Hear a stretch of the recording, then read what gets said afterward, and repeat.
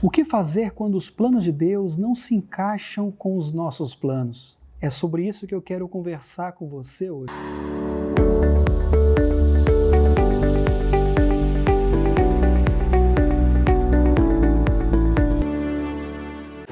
Olá, o meu desejo e a minha oração é que Deus abençoe grandemente a sua vida. Hoje eu quero compartilhar com você sobre o tema o que fazer quando os planos de Deus não se encaixam com os nossos planos. E o nosso texto está registrado no livro de Êxodo, capítulo 13, versículos 17 e 18. Se você puder, abra sua Bíblia e vamos ler a palavra de Deus. Êxodo, capítulo 13, versículos 17 e 18, assim nos diz a palavra de Deus. Quando por fim o faraó deixou o povo sair, Deus não os conduziu pela estrada principal que corta o território dos filisteus, embora fosse o caminho mais curto. Deus disse: se eles tiverem de enfrentar uma batalha, pode ser que mudem de ideia e voltem ao Egito. Por isso, Deus fez o povo dar a volta pelo deserto rumo ao Mar Vermelho. Assim, os israelitas saíram do Egito como um exército preparado para marchar. Amém. Você já percebeu que circunstâncias inesperadas são capazes de mudar a nossa agenda, dissolver o nosso planejamento? Por exemplo, um problema no carro, um problema em casa, um problema com o filho, um problema de saúde, um problema financeiro, um problema no casamento e até mesmo a pandemia.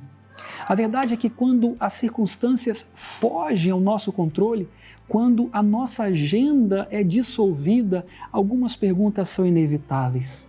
Será que Deus realmente nos ama? Será que Deus se importa comigo?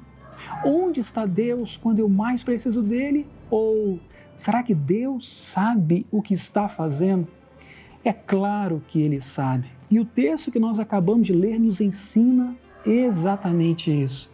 Ora, o povo de Deus havia acabado de deixar o Egito, liderados por Moisés, eles estavam marchando até a terra de Canaã. Diante deles, dois caminhos, um caminho mais curto e um caminho mais distante.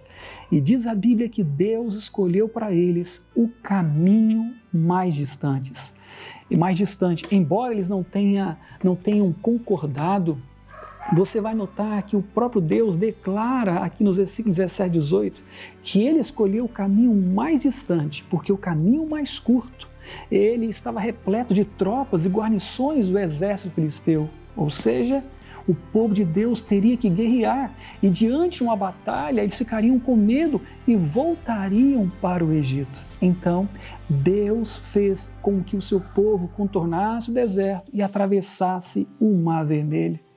Você conhece a história. O povo hebreu, eles reclamaram da distância, reclamaram do deserto, reclamaram do Mar Vermelho, reclamaram da falta de água, reclamaram da falta de alimento, reclamaram da liderança de Moisés, reclamaram até mesmo do próprio Deus, mas o que eles não imaginavam é que se eles tivessem passado pelo caminho mais curto, certamente não estariam vivos para contar a história.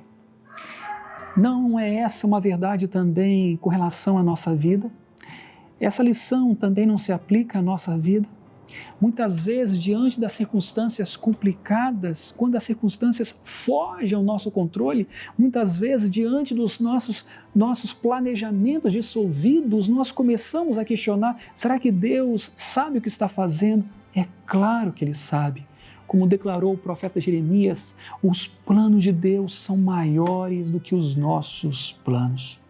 Portanto, da próxima vez que você enfrentar uma circunstância inesperada, da próxima vez que as circunstâncias fugirem ao seu controle, mesmo que você não consiga compreender o querer e o realizar de Deus, descanse nestas verdades.